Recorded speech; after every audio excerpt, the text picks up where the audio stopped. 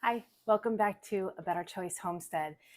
Well, it is another Freeze Dry Friday, and today was my Azure Standard pickup.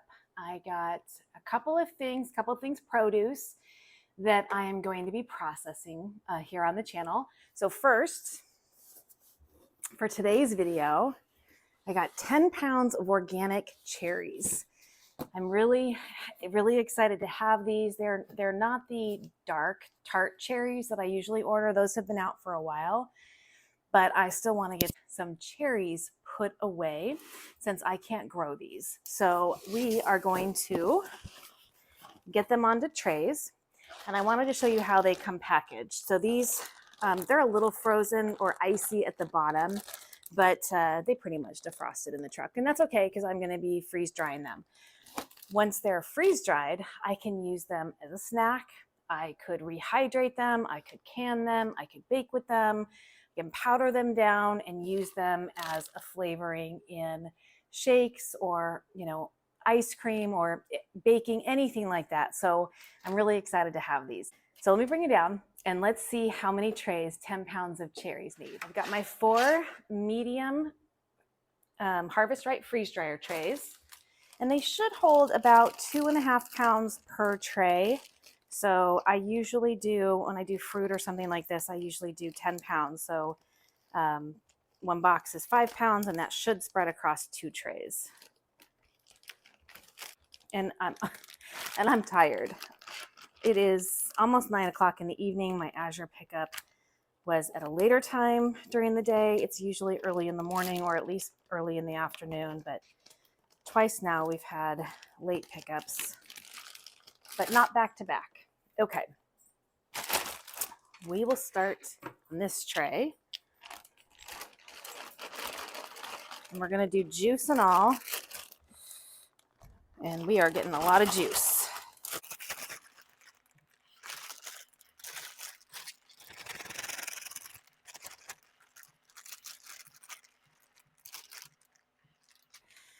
They are messy. They're nice and cold. I was hoping they would still be more frozen than this so they'd get through the freeze dryer quicker, but that's okay. I don't have things stacked up. I do have other produce that I'm going to be freeze drying that I picked up tonight, but I'm also going to be canning some of that and pickling some of that, so that can wait a bit. It's shelf stable for now. Okay, there you have it, about 2.5 pounds per tray.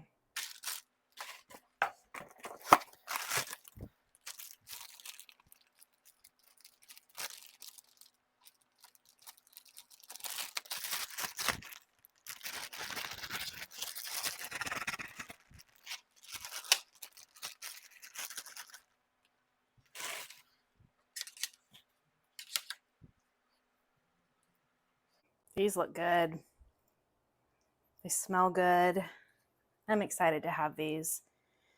As I mentioned in another freeze dry video, I think when I did the mangoes, I really like to freeze dry fruit that I can't grow, and I don't have a cherry tree, so little stem out of there. All right, these look great. Let's get these in the freeze dryer. Okay, the freeze dryer's ready. It's already done its 15-minute cool down. Prepping the machine. I am just going to slide those cherries right in.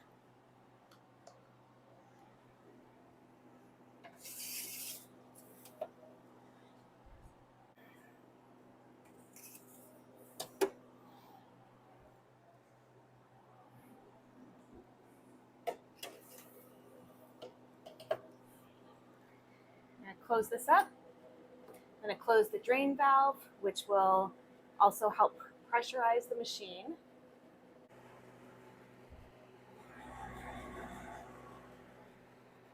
And that's it. I'll bring you back when these are done. I am going to guess 35 hours. I think they'll be done in 35 hours. So I'll see you then. The cherries are done processing.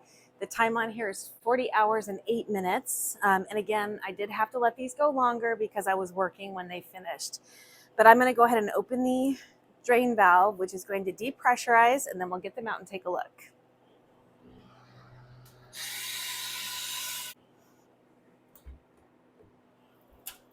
see that the ice buildup is not that bad.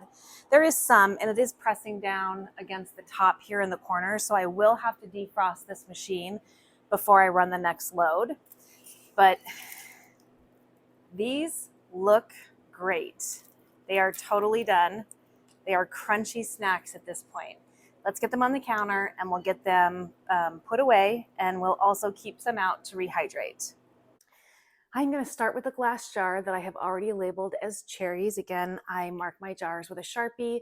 It washes off really easy with soap and water when I'm ready to reuse the jar for something else. And anything that doesn't fit in this jar, I've got some Mylar bags here ready to go as well. I've got these on a nonstick pad here, so I should be able to lift that up, kind of pop these out. And I've got my big funnel, so I can just kind of drop these in as they pop off.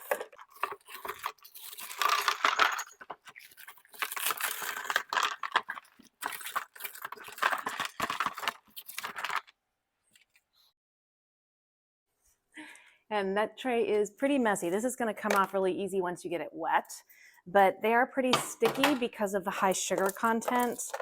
I'm just going to break these up a bit into individual pieces.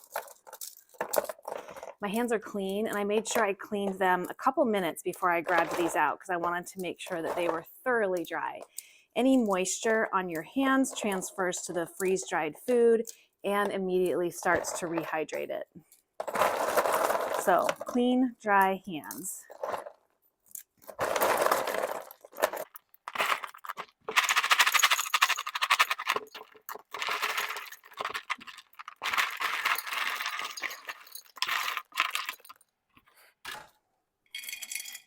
We might be able to get a little over 2 trays in this jar. Let's see.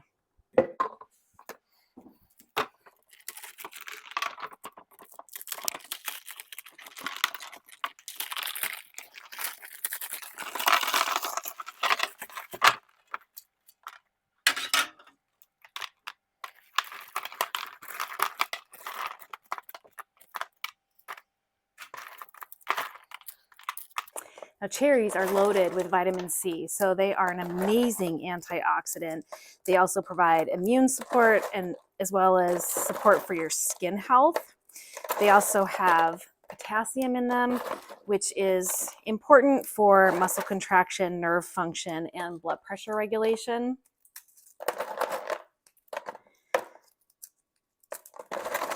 They've also got a good amount of fiber in them, and fiber is good for your overall digestive health.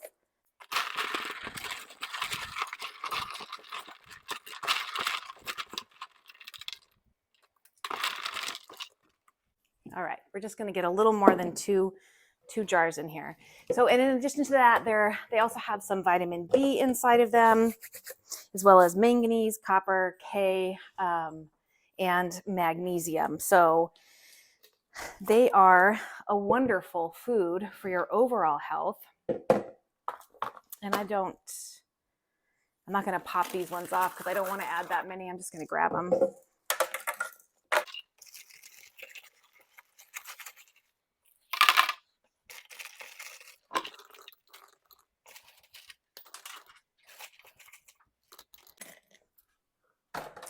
And lastly, cherries have an abundant amount of polyphenols in them, so it makes them a really good anti-inflammatory as well. So if you deal with a lot of inflammation, I certainly do, cherries are a really good food choice. And freeze-dried cherries, freeze-dried anything has a more intense flavor. You've taken out all of the moisture, all of the liquid, and so what's left behind is truly just an explosion of flavor.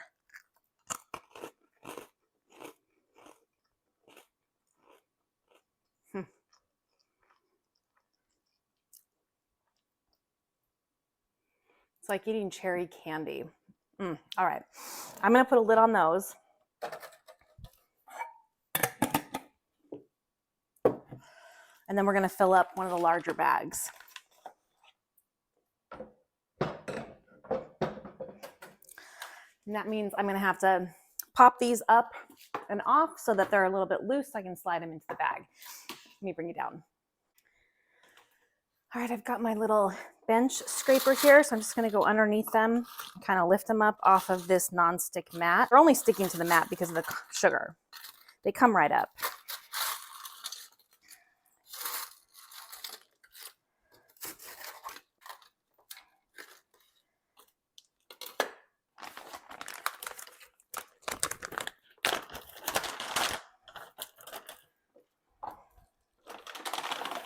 Slide my tray right inside that bag.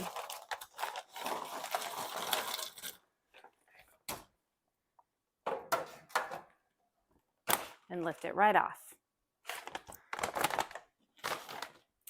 This is the last tray.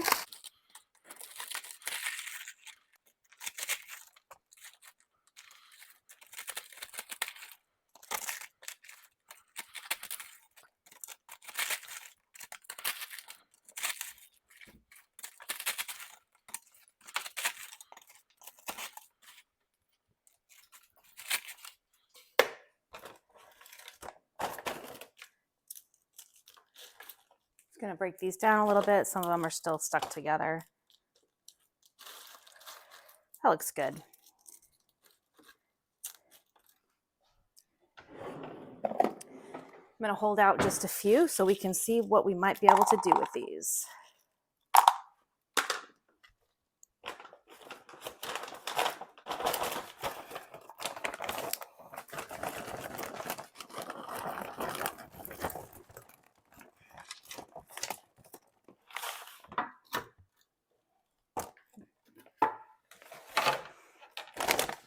And that's a nice full bag.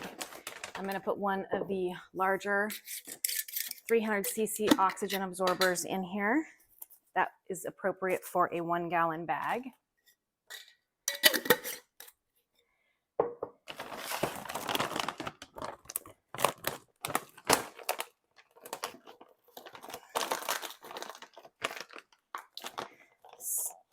Seal it up.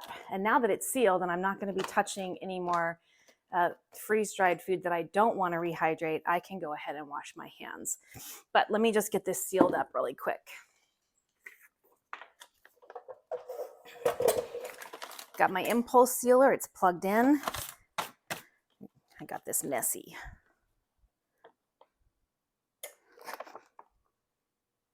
The little light just went off on the tip of this, so that's ready to go. That is now sealed. I'm just going to write on here freeze-dried cherries and the date. So now this is 4 of 2024, and this can go into storage for upwards of 25 or 30 years. This one I will keep handy in my backup pantry, so I can use it for any number of different things. So I'm going to take my mortar and pestle, and I'm going to put some of those in there. I just washed my hands. I got to make sure they're dry because I do want those to powder down. And then I'm just going to leave a few in this bowl and add some water. This is not hot water. I don't need it to be hot water. I just need it to be water. And cherries in the natural form will rehydrate, not reconstitute. We're not looking for a specific consistency on this. We are just looking for the fruit to take back in as much water as it lost during the freeze drying process, and that is rehydrating. So I am just going to let these sit in here. I assume that they are going to take just a little bit of time to reabsorb. In the meantime, I'm going to bring it down even further, and we are going to get these mashed up. So I've got a handful of cherries in this bowl here, and I am just going to mash them. And I'm doing this for simplicity because this is on my counter. I use this quite a bit. I could get out my food processor, my Vitamix, which can be used as a food processor or as a blender, but this works fine. And then I just have one little thing to clean out instead of a big appliance.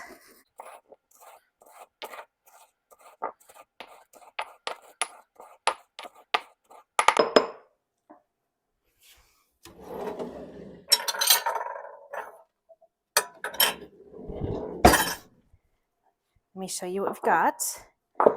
Well, let me crunch that just a little more.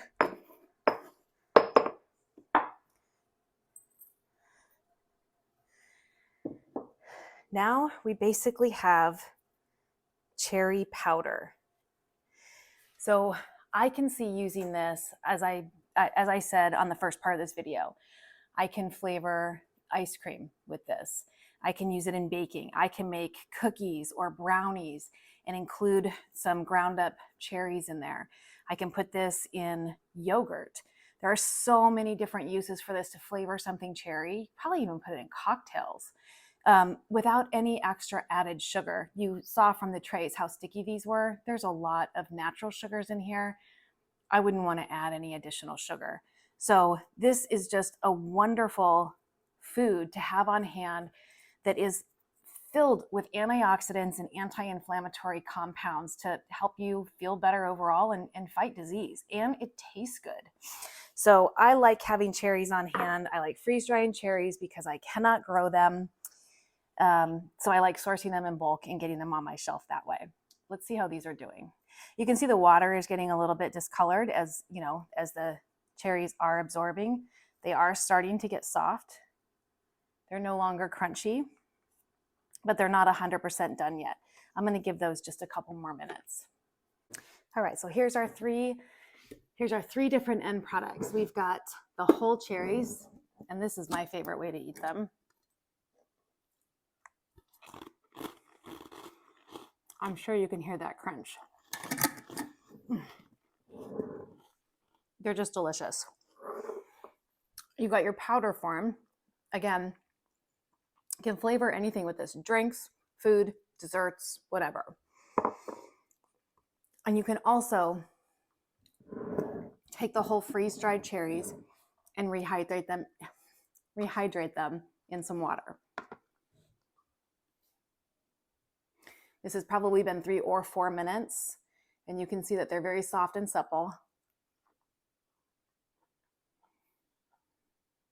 And they taste like a cherry that's been frozen and defrosted. Doesn't taste like it just came off the tree, but it is still, and some of these are still hard, but not all of them. So good. As I mentioned, I do have a lot of inflammatory issues. I have had them for the better part of 2 decades now. And that's one of the reasons why I'm so passionate about whole food, because that's what healed me and that's what's going to keep me healthy. So we don't know, the doctors don't know exactly what type of inflammatory response that I have, but they don't know what causes it. But I had a hip replacement in 2005 that ended up going bad and gave me metal poisoning.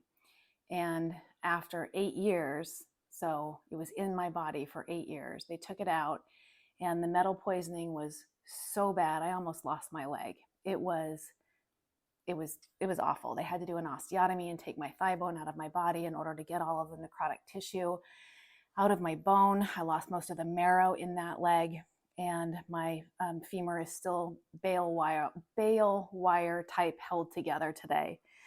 That is the surgery that took me out of commission for 6 months. It's not my only surgery. I've had upwards of 20. But that was a doozy. And the metal poisoning led to systemic issues in my body, including breast cancer twice. So it's one of the reasons why I went to keto. I went to keto after my second breast cancer diagnosis, because sugar feeds cancer. So I'm very careful about the amount of sugar that I take now. I did keto for 5 years, maybe 6. And then when I got that clean bill of health, cancer-free, I eventually went off of keto. It's not my favorite diet, but it was necessary at the time. And now right now we're doing keto because somebody else in my family is trying to lose a significant amount of weight. They're at 100 pounds lost so far, so that's awesome. And but I think that everything in moderation, that's probably a better way to go overall. Once you are feeling good and healthy, everything in moderation, because everything, like if I was on keto, being on keto, you can't eat these. And these are a powerhouse of nutrition. But that is one of the reasons why I'm so passionate about food. That was that hip replacement and the revision for that.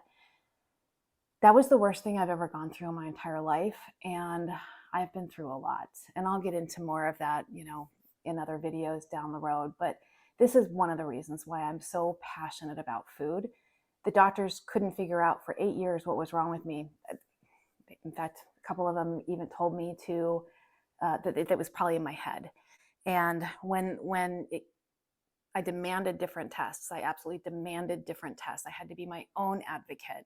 And they finally did. They did different tests. And it came back. It was like, we need to get you into surgery right away, which they did. And that was life-changing for me. It took me nearly, I think that was it took me almost 10 years to be able to walk normal again. And in fact, for the first 5 years after that surgery, as well as a few years leading up to that surgery, multiple doctors were telling me that I needed to just go out on permanent disability and get a wheelchair and never walk again. And at the time that was happening, I was way too young for that. I'm still too young for that. But I did not want to, that was not the life I saw for myself, being wheelchair bound and not working and just kind of giving up. And I totally get a lot of people who went through what I did with that surgery. That's where they are today. But I fought back. I decided that I needed to figure out what was going to work for me. I have a good job. I work in corporate America today, and it's a 9-to-5 middle management position. It pays well. I'm fine. But I actually took a second job. I took a second job working at Macy's nights and weekends to force myself to be on my feet. I knew that when I got done with my work day after that 6-month recovery from that other surgery, that I would come home from work and just go straight to bed and not sleep, but cry all night long. I was in so much pain. So I got a second job to force myself to be on my feet. I had a pool put in so that I could get zero gravity exercises done. I put myself back into physical therapy multiple times per week. And the only other thing I could do was change what I was putting into my body. And that has made all the difference in the world. So it's one of the reasons why I'm so passionate about whole foods. I'm so passionate about cooking and flavor and growing my own organic food. It's not GMO. It's not messing with my genes. It's not loaded with pesticides, making me sick again. So anyway, I just wanted to give you a little window into who I am and why I do what I do and why I have the passion for it. And I hope you'll follow me along with my journey and learn more about me and how it is that I got to where I am today, coming from where I came from. Thank you so much for joining me here at A Better Choice Homestead. My name is Kelly, and I hope you come and visit again soon.